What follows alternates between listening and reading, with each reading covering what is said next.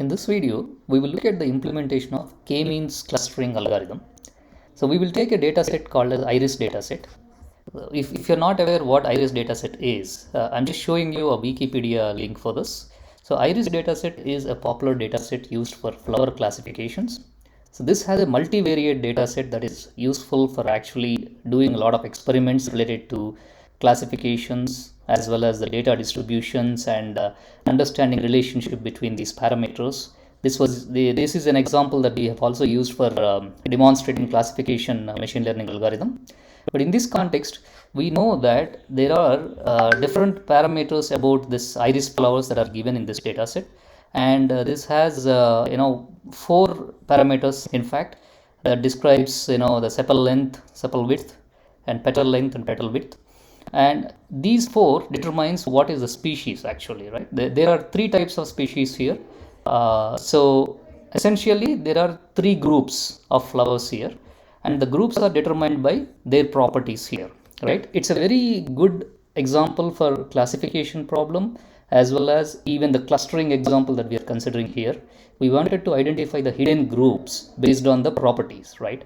The difference between doing this example through classification and through clustering is, in classification we train this using the output data, but in the case of clustering here, we will not provide the output data. All we provide is these four attributes, and we will feed it to the algorithm to see if the algorithm identifies these sort of groups, right?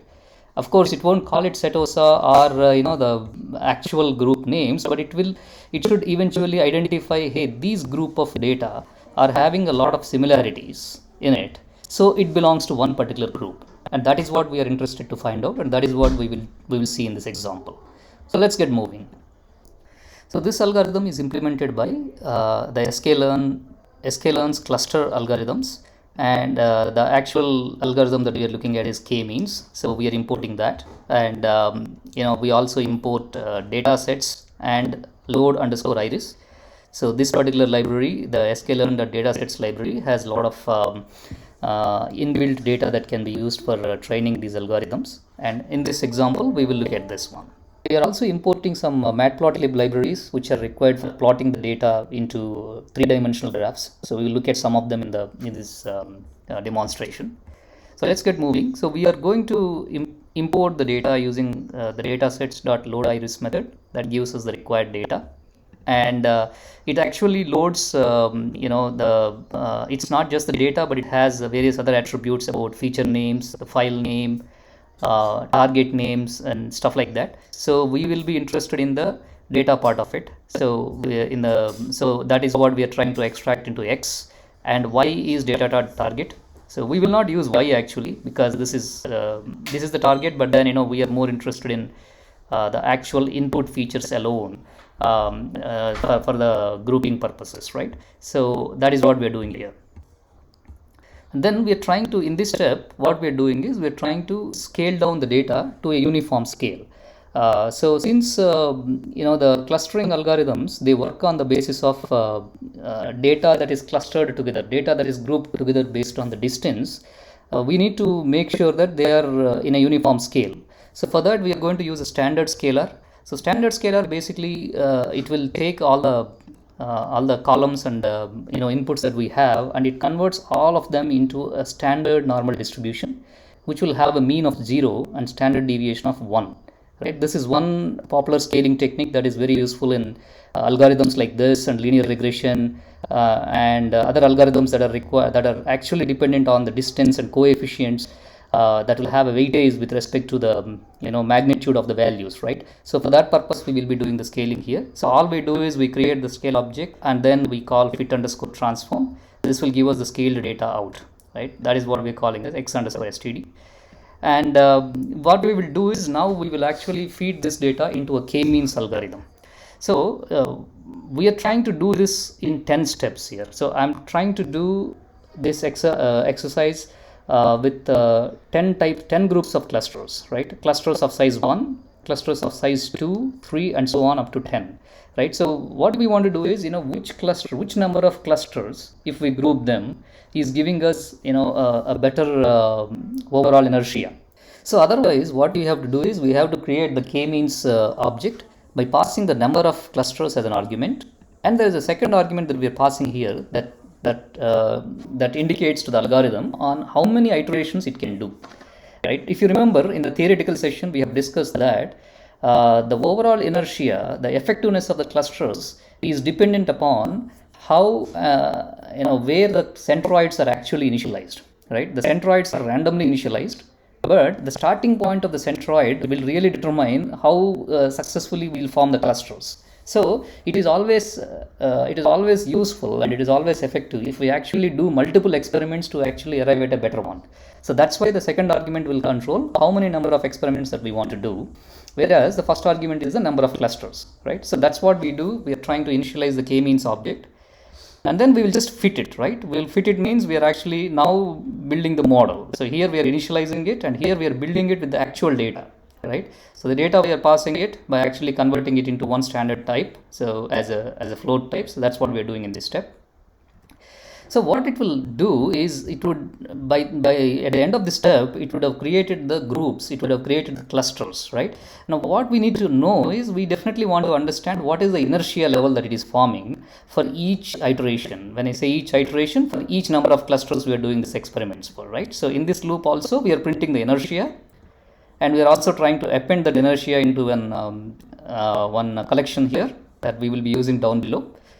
And also we will append the estimators, that means the model. The model also, the collection of models also, we are going to build it in this loop so that we will be using it down below again, right? So in this step, overall what we are doing is we have scaled down our data, and we have then actually done different experiments of different cluster sizes, and we have captured the scores, right?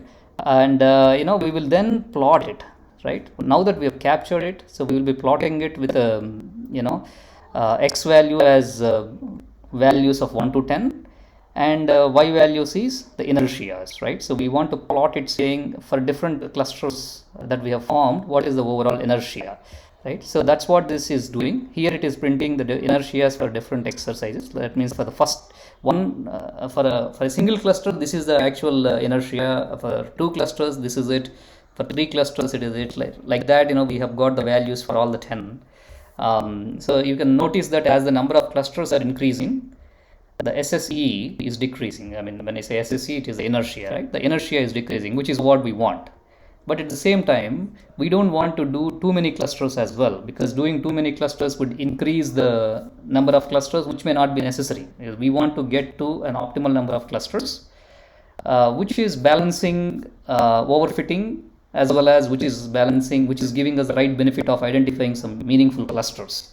So for that, actually, when we plot it, we use the so-called elbow technique. If you visualize this graph, the way it is come, right? On the x-axis, we have the number of clusters. On the y-axis, we have the inertia, right? If you visualize it as a hand, the elbow technique, there's a popular thing called an elbow technique, where, this is where the elbow is forming. And this particular value is normally considered a sweet spot for actually getting for choosing the right number of clusters. So in this example, we are identifying that 3 is a good number of clusters to form. And if you remember this data set, we never told this data set that we never told the algorithm that there are only 3 clusters here, but the algorithm has effectively determined 3 is an optimal number of clusters, right? And we also know actually there are only 3 groups here, right? The number of groups that we have is 3, right? So this is what this experiment is demonstrating us, right? One is how do we use k-means cluster, how do we form the clusters. 2 is how do we arrive at, how do we do multiple experiments, and how do we arrive at the optimal number of clusters, right? So now that we have figured out that the experiment with 3 clusters has given us better results, let's go ahead and see how that has performed. So what we're doing here is we're just trying to take the actual values that the algorithm, remember this estimation list is the list of estimators that we have populated above. So we are taking the one with 3 clusters, and we are getting the labels out. So what this means is this is going to give us the list of classifications that it has done, not classifications, the list of the clusters, meaning each cluster will have an unique label, right? So since we have done 3 clusters, this should give us labels which consist of either 0 or 1 or 2, right? So each one belonging to one particular cluster. So this is giving the labels. We're capturing it as one of the data frame columns, and we are also trying to see the actual values. So we know the actual values, and we haven't fed to the algorithm, but we are trying to compare here how our clustering algorithm has done. So we're trying to take them side by side into a data frame. Then we're trying to group by it. Just to analyze, we are trying to group it by the actuals. We're grouping the data frame by the actual labels, and we are going to consider, we're going to select the the labels that our clustering has given, and we will see whether it has grouped similarly, right? If it has grouped similarly, majority of the values that it has, it should be it should be close to as much as the actual label has, right? So that is the purpose of this exercise. So let's go ahead and see that how this is giving us, right? So now let's look at it. For label 0, in actual, this is also given as one particular group as 50. So 50 out of 50 for one particular label, it is classified as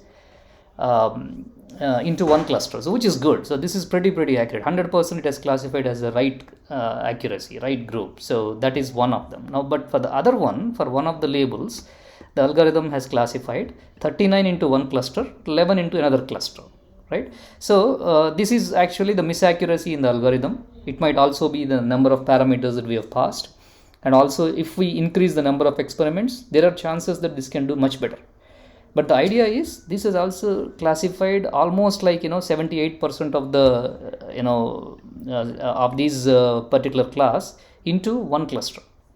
And even this one here, this has done this has not done so great, but above more than 70% it has classified in a right cluster, right? So that way what we can see is our algorithm has classified somewhere between 70 to 100% accuracy. Some classes are 72% accurate, some clusters, and some clusters are 80% accurate, and some are 100% accurate. So that's how the classification has been done into different clusters. So in a way, this is done pretty well. Since we are trying to identify groups without any training here. Remember, this is an unsupervised algorithm. This is just learned out of the given data without knowing the actuals, even in the training case. So that is how there might be some variance here, but still we can observe that there is a lot of relevance in how this is grouped, right? So that's the essence of it. So in this step, what we will do is we will take all those models that we have initialized above, and we'll try to fit the data, the X data that we have, and we will also capture the cluster outputs for these X data, right? Now what we will do is we will try to visualize this into three-dimensional graphs. For each of these estimator, we will draw a three-dimensional graph with our XYZ values of our input samples, and the cluster we will color it, right? So the clusters we have captured it into the labels, so we'll pass it as actually the color argument into our graph, and the inputs we are capturing 3 dimensions of it, right? Although we have 4 dimensions, 4 parameters, I am not taking the 4th parameter because we won't be able to visualize in a 3-dimensional graph, but otherwise the data is part of the clustering. When we have actually modeled it, that data is part of it, but only for visualization sake I'm only taking these 3 parameters, right? So all we are doing is we are creating a figure using the matplotlib.figure, and we are initializing a number for it because we want to have multiple figures. So we started with a figure number of 1, we are creating a first figure with a size, and we are initializing our axis, right?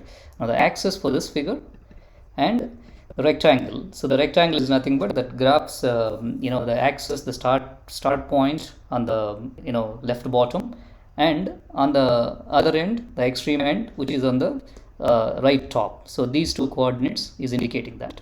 And the elevation and azimuthal angle, this is more of how does the graph needs to look in terms of z angle elevation as well as xy. Also we can tilt it to a little bit with this angle to actually visualize this better. So that's just some sort of visualization settings for plotting the 3-dimensional graph. So that's what this step is doing.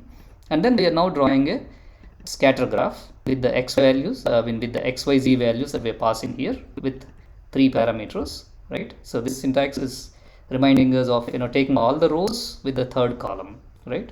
Here this is taking all the rows with the 1st column, and so on, right? So we are taking 3 features out of the 4 features we've got, and we are passing the labels as the color argument for the scatter. So what really happens is whatever is the label, that color would be used. So it will take as many colors as there are the number of labels. So since we have 3 labels, as we have or maybe in some cases we have done 8 labels also, 8 clusters. So as many number of labels are coming out for the it will have those many colors, and for the respective value, respective sample, whatever label was given, that particular color is actually going to be plotted. So that's exactly what this is going to do, right? And the edge color is basically it's going to while it is plotting the values samples on 3-dimensional graph, it will have a black edge color. So this you can have different colors here, right?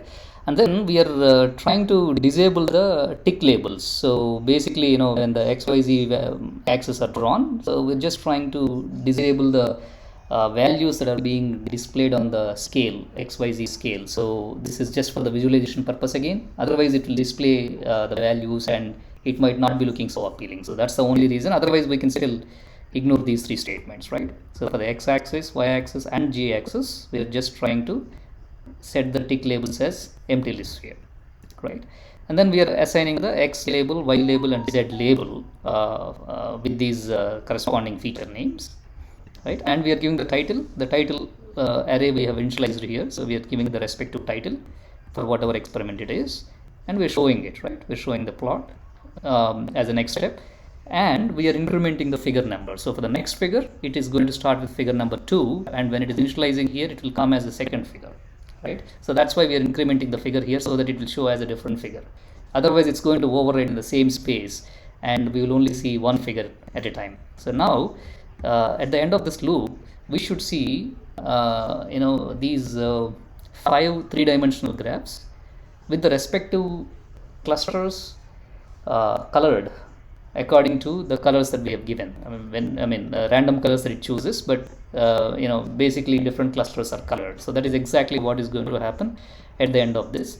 And yeah, I think that's it. So let's go ahead and run it. Maybe I'll comment this. We don't need it for now, but at least we are trying to visualize the graph. So this is something I wanted to see the results, but that's not required for now. So let's run this, right? So now we've run it, and it has actually given us the multiple 3-dimensional graphs. So the first one here, you can see that it has actually got 8 different clusters. So we can see that there are different colors for different clusters, the way it has actually classified, and the points are plotted on the 3-dimensional graph.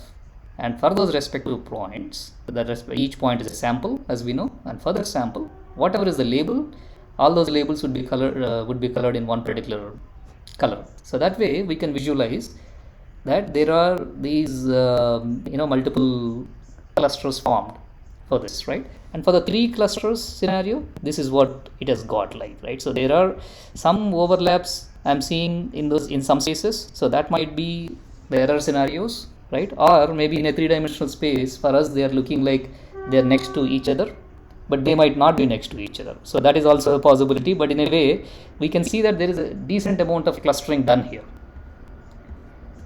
right? And this is for the 2 clusters. So 2 clusters is simple. In all these clusters we are seeing that one class of the there is one group of data which is very much far into the petal width axis. So that is very clearly classified, and there is no real error, seems like, right? And this is the one cluster. So one cluster means everything is in one cluster, so there's nothing to really infer here, but everything is classified as one group here, right? So the last one here is the one with 3 clusters, but we initialized with just one iteration experiments. So that is something which is randomly formed, randomly started experiment with only those 3 centroids, right? Since we are looking at a 3 clusters experiment, 3 centroids are randomly initialized, and the clusters are formed with only one repetition, right? So when I say one repetition, once the results are there, it doesn't start with other clusters, other centroids, other positional centroids to repeat the experiment and to get at a better estimate. But again, this is also looking a little bit closer to what we have got here for the 3 clusters with the default set of experiments. So normally, I think the default is about 20 number of experiments would be done by the algorithm, but I think this is also looking pretty much a bit closer, but at the same time, there would be some variances because it's only coming out of just the one experiment, right? So yeah, so overall that is how we would be able to build the k-means clustering models, and classifying them into various clusters, visualizing them and evaluating them. So this is the whole purpose of the demonstration today. So I really hope you like this video and you learned something out of it. So if you're liking it, please do definitely share with your friends, and please do subscribe, because I am really looking forward to do more such videos. So yeah, I think that's pretty much what I have. Thank you very much. I will see you in the next video. Take care.